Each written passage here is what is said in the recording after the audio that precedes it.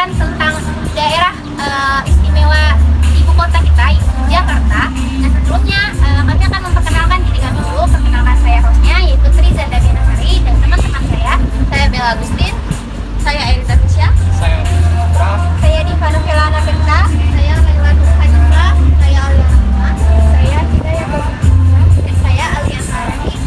Oke, baiklah, semuanya sudah memperkenalkan diri ya. Sebelum kita masuk ke diskusi kita pada hari ini, mungkin dari teman-teman semuanya nih, kalau kalian mendengar kata Jakarta itu dalam otak kalian, apa yang akan kata yang akan keluar? Macet, macet, apa lagi nih? Macet, apa lagi nih? Duduk, dan banyak ya. Mungkin memang pada umumnya Jakarta itu kota yang sangat besar, kadang macet, banjir juga, semua pusat kegiatan tuh ada di ibu kota nih. Nah, baiklah, mungkin langsung saja masuk ke pembahasan pertama kita, yaitu tentang sejarah ibu kota Jakarta. Oke, pada tahap pertama mungkin kita akan memperkenalkan dulu nih sejarah dari awal Jakarta dan bagaimana Sunda Kelapa jadi Jayakarta yang akan disampaikan oleh Ija dan Alia. Nah, mungkin langsung saja pada pembahasannya, mungkin dimulai dari Alia terlebih dahulu. Sebelum nama Jakarta itu disebut dengan Sunda Kelapa. Kenapa?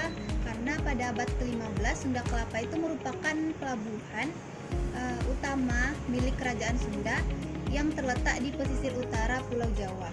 Perubahan ini memiliki posisi yang sangat strategis karena berada di jalur perdagangan internasional yang menghubungkan berbagai wilayah Asia seperti Arab, India, Cina, dan Nusantara. Nah, banyak perdagangan asing datang ke Sunda Kelapa untuk melakukan aktivitas perdagangan rempah-rempah tersebut, hasil bumi, kain, dan barang-barang dagangan lainnya karena ramai dan berkembang pesat, sehingga Sunda Kelapa menjadi salah satu pusat ekonomi penting di wilayah Nusantara pada saat itu. Nah, selain itu juga perdagangan Sunda Kelapa juga berfungsi sebagai pintu masuk hubungan budaya yang penyebaran agama dari luar wilayah lain. Hal ini membuat daerah tersebut semakin berkembang dan memiliki pengaruh besar terhadap kehidupan masyarakat di sekitarnya. Oke, mungkin sekian dari pemaparan dari Alia. Mungkin selanjutnya kepada Ija, dipersilakan. Nah, perubahan menjadi Jayakarta ini dimulai pada tahun 1527, di mana pasukan gabungan dari Kesultanan Demak dan Cirebon yang dipimpin oleh tokoh bernama Fadila berhasil merebut Sunda Kelapa dari pengaruh Portugis dan Kerajaan Sunda. Nah, kemenangan tersebut sangat penting karena Portugis saat itu ingin menguasai perdagangan di Nusantara. Setelah berhasil menguasai wilayah tersebut, nama Sunda Kelapa diubah menjadi Jayakarta. Kata Jayakarta berasal dari bahasa Sangketa yang berarti kota kemenangan atau kemenangan yang sempurna.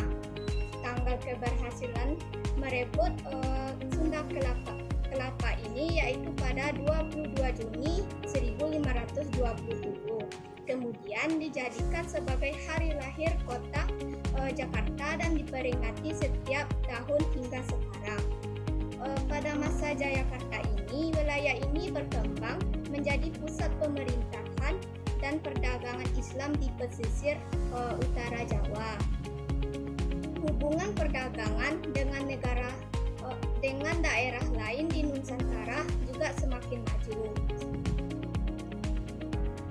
Oke, mungkin sudah selesai dari pembahasan tentang sejarah yang dijelaskan oleh Alia dan juga bagaimana Sunda Kelapa itu menjadi Jayakarta. Nah, mungkin sekian dari pembahasan materinya. Oke, baiklah, tahap selanjutnya yaitu pembahasan sesi 3 dan 4 yang akan dijelaskan oleh Randy dan Diva, yang dimana pembahasannya itu tentang sejarah Batavia dan keadaan Jakarta setelah kemerdekaan. Baiklah, mungkin langsung saja pembahasan materinya oleh Diva dulu yang pertama. Nah, terima kasih Zanda. Di sini saya akan menjelaskan perjalanan Jakarta menjadi Batavia. pada abad ke-17 Belanda itu datang ke Indonesia bersama VOC yang awalnya mereka itu datang untuk berdagang, akan tetapi lama-kelamaan mereka itu ingin menguasai jalur perdagangan dan menguasai rempah-rempah. Nah, saat itu wilayah Jayakarta ini dipimpin oleh Pangeran Jayakarta dan menjadi pelabuhan yang cukup ramai, yang letaknya itu sangat strategis sehingga jalur ini menjadi jalur perdagangan internasional. Nah, hal inilah yang membuat Belanda itu tertarik untuk menguasai Jayakarta tadi. Nah, pada tahun 1619, VOC ini di bawah pimpinan Jan Pieter Zoon menyerang dan berhasil merebut Jayakarta. Setelah itu, mereka menguasai Jayakarta dan mengubah namanya menjadi Batavia. Nah, sejak saat itu Batavia ini berkembang menjadi sangat pesat, yaitu mereka menjadi pusat pemerintahan Hindia pada masa Hindia Belanda. Nah, kota ini pun dibangun dengan arsitektur bergaya Eropa. Nah, lengkap dengan benteng, kanal, kantor pemerintahannya hingga pusat perdagangannya. Nah, Batavia ini menjadi pusat aktivitas ekonomi di masa Hindia Belanda. Namun, di balik perkembangan kota ini yang sangat pesat, pribumi itu justru hidup menjadi amat sengsara, yang dimana banyak masyarakat itu bekerja secara paksa. Yang seperti yang kita ketahui, pada masa penjajahan itu kan penduduk Indonesia itu bekerja sebagai yaitu seperti kerja rodi, tanam paksa dan lain sebagainya kan. Nah, sehingga hasil dari pajak bumi mereka itu juga diambil oleh Belanda. Nah, sehingga rakyat Indonesia di masa itu mengalami banyak kesulitan dan tantangannya. Sekian dari saya. Mungkin selanjutnya pembahasannya akan disampaikan oleh Randy. Kepada Randy. Ya, baik, saya akan menjelaskan perkembangan Jakarta setelah Indonesia merdeka. Setelah proklamasi kemerdekaan Indonesia tahun 1945, Jakarta resmi ditetapkan sebagai ibu kota negara. Sejak saat itu, Jakarta berkembang menjadi pusat utama pemerintahan dan simbol kemerdekaan bangsa. Semua aktivitas penting negara banyak dipusatkan di Jakarta, mulai dari kegiatan politik, ekonomi, pendidikan, budaya, hingga hubungan internasional dengan negara lain. Perkembangan Jakarta setelah kemerdekaan berlangsung sangat cepat. Pada awalnya, Jakarta hanya merupakan kota dengan wilayah yang belum terlalu padat. Namun karena statusnya sebagai ibu kota negara, banyak masyarakat dan datang dari berbagai daerah ke Jakarta untuk mencari pekerjaan, pendidikan, dan kehidupan yang dianggap lebih baik. Urbanisasi besar-besaran pun mulai terjadi dari tahun ke tahun. Pemerintah kemudian membangun berbagai fasilitas dan infrastruktur untuk mendukung perkembangan kota.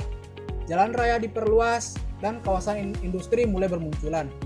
Jakarta juga menjadi pusat kegiatan bisnis nasional sehingga banyak perusahaan besar membuka kantor di kota ini. Selain itu, perkembangan pendidikan dan budaya juga sangat pesat. Banyak universitas, sekolah, museum, pusat seni berkembang di Jakarta. Kota ini akhirnya menjadi wadah Indonesia di mata dunia internasional. Karena sering menjadi tempat kegiatan kenegaraan, Jakarta akhirnya menjadi simbol bagi bangsa negara ini. Namun perkembangan yang sangat cepat ini juga membawa berbagai tantangan perkotaan. Seiring meningkatnya jumlah penduduk dan pembangunan yang terus berlangsung, Jakarta mulai menghadapi banyak permasalahan kota besar. Salah satunya adalah kemacetan lalu lintas, jumlah kendaraan terus bertambah setiap tahun, sementara kapasitas jalan seringkali tidak mampu menampung volume kendaraan yang sangat banyak, terutama pada jam-jam sibuk. Selain kemacetan, Jakarta juga sering menghadapi masalah banjir. Hal ini disebabkan oleh berbagai faktor seperti curah hujan tinggi, berkurangnya daerah resapan air, pembangunan yang terlalu padat, serta banyaknya sampah yang menyumbat saluran air dan sungai. Beberapa wilayah Jakarta bahkan hampir setiap tahun mengalami banjir ketika musim hujan datang. Masalah lainnya adalah polusi udara. Banyaknya kendaraan bermotor, aktivitas industri, dan padatnya aktivitas masyarakat menyebabkan kualitas udara Jakarta semakin menurun. Dampaknya tentu mempengaruhi kesehatan masyarakat, terutama gangguan pernapasan. Kemudian ada juga masalah kepadatan penduduk. Karena banyaknya pendatang dari berbagai daerah, kebutuhan tempat tinggal meningkat sangat cepat. Akibatnya muncul kawasan permukiman padat, bahkan pemukiman kumuh di beberapa wilayah. Pemerintah pun harus bekerja keras menyediakan transportasi umum, perumahan, layanan kesehatan, pendidikan, dan fasilitas umum lainnya agar kehidupan masyarakat tetap berjalan dengan baik. Meskipun menghadapi tantangan, Jakarta tetap menjadi kota yang sangat penting bagi Indonesia. Hingga sekarang, Jakarta terus berkembang menjadi kota metropolitan modern dengan pembangunan transportasi massal, gedung-gedung tinggi, pusat ekonomi, dan berbagai upaya untuk memperbaiki kualitas hidup masyarakat. Dan itu yang dapat saya sampaikan.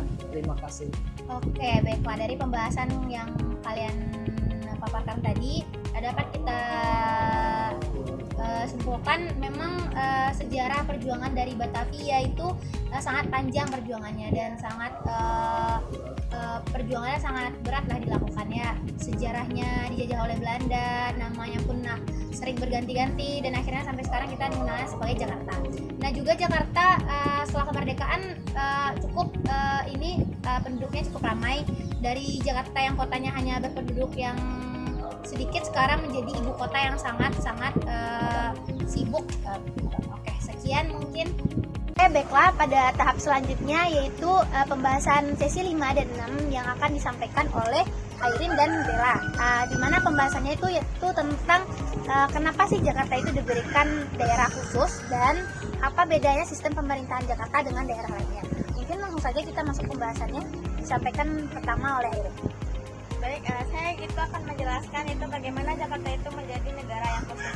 Nah, Jakarta itu diberikan status daerah yang khusus tuh karena memiliki peran yang sangat penting di negara Indonesia.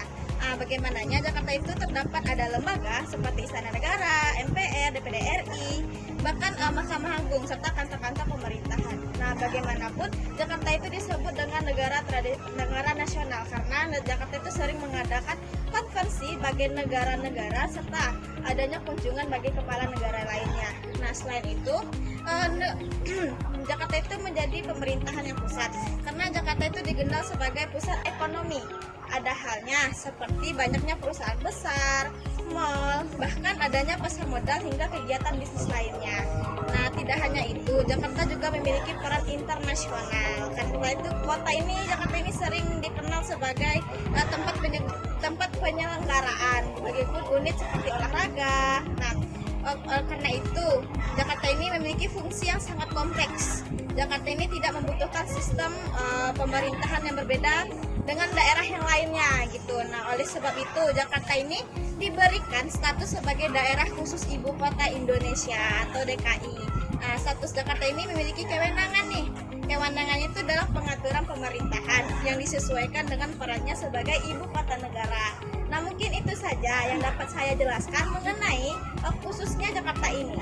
Oke, baiklah. Mungkin selanjutnya pembahasannya akan disampaikan oleh. Baik, saya akan menjelaskan mengenai perbedaan sistem pemerintahan Jakarta dengan daerah lain. Jakarta memiliki sistem pemerintahan yang berbeda dari daerah lain karena statusnya sebagai daerah khusus dan sekaligus ibu kota negara. Sebagai ibu kota negara, Jakarta memiliki peran yang sangat penting dalam sistem pemerintahan, ekonomi, dan kegiatan nasional. Karena itu, cara pengelolaannya tidak sama seperti provinsi lain yang memiliki sistem pemerintahan daerah biasa. Perbedaan lainnya itu dapat terlihat pada pembagian wilayah di Jakarta. Di daerah lain itu terdapat kabupaten dan juga kota yang memiliki otonomi daerah masing-masing.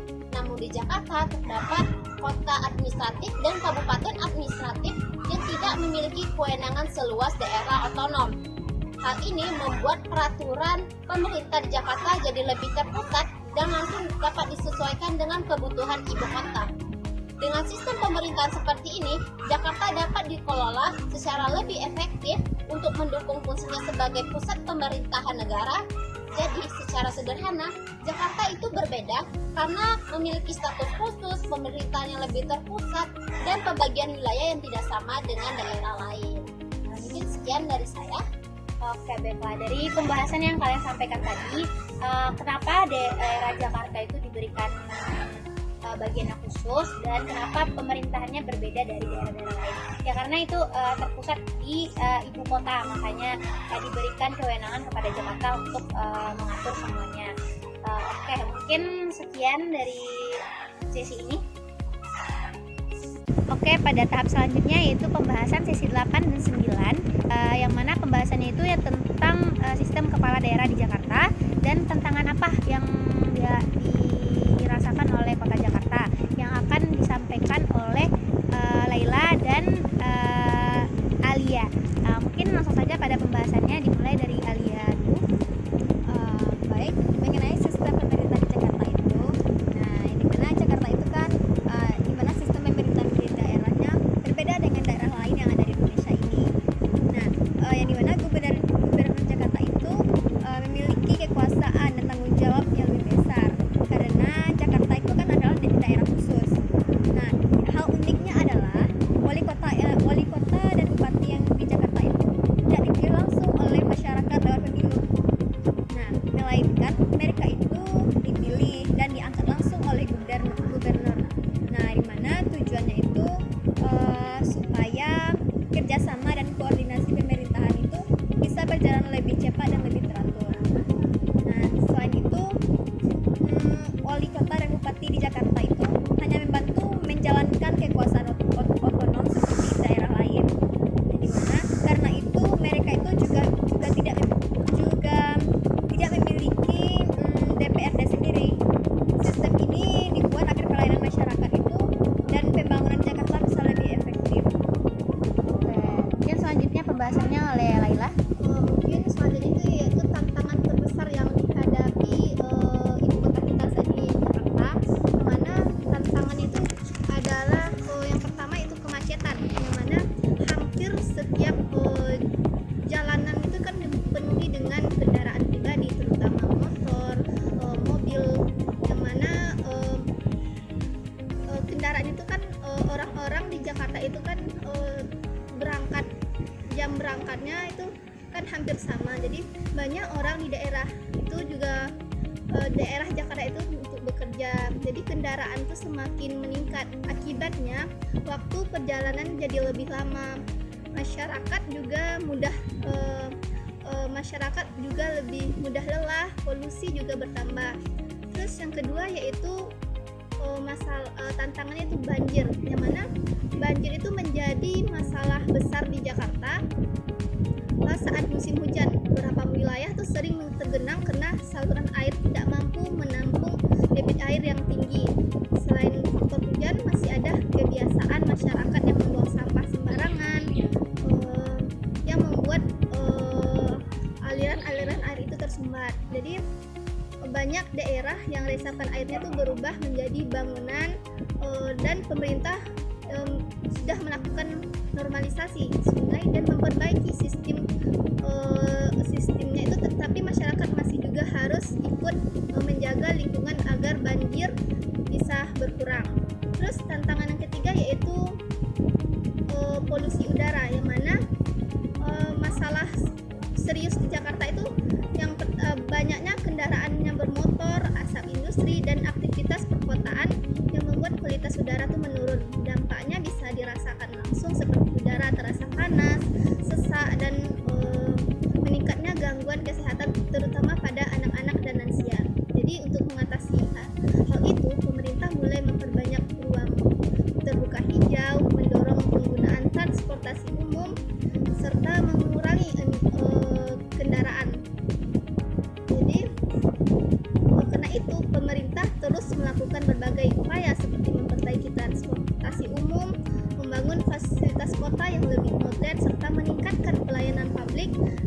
Dan keberhasilan pembangunan Jakarta itu tidak hanya bergantung pada pemerintah, tetapi juga kerjasama masyarakat. Jadi kalau masyarakat itu ikut menjaga kebersihan, tertib berlalu lintas, dan mendukung aturan yang ada, jadi Jakarta itu bisa menjadi kota yang lebih nyaman dan lebih baik di masa depan.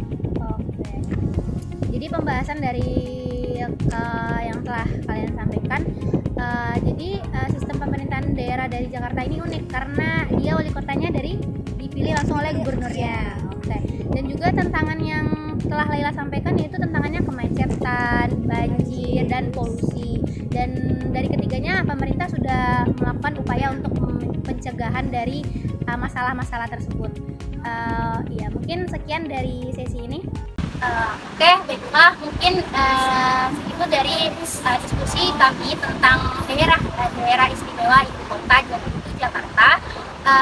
Terima kasih kepada teman-teman yang telah mendiskusikannya dan memberikan pemaparan materinya pada hari ini. Mungkin dapat kita tarik kesimpulannya dari pembahasan kita tadi, bahwa Jakarta itu memang memiliki sejarah yang panjang, kedudukannya strategis, serta sistem pemerintahannya berbeda dibandingkan daerah lain yang ada di Indonesia. Nah, yaitu mulai dari nama Sunda Kelapa, Jayakarta, Batavia, hingga sekarang menjadi daerah istimewa ibu kota kita. Mungkin sekian dari apa yang kami sampaikan. Semoga teman-teman yang menonton dapat memahami dan menambah wawasan teman-teman semua. Maaf, lebih dan kurang kami minta maaf. Sekian, wassalamualaikum warahmatullahi wabarakatuh.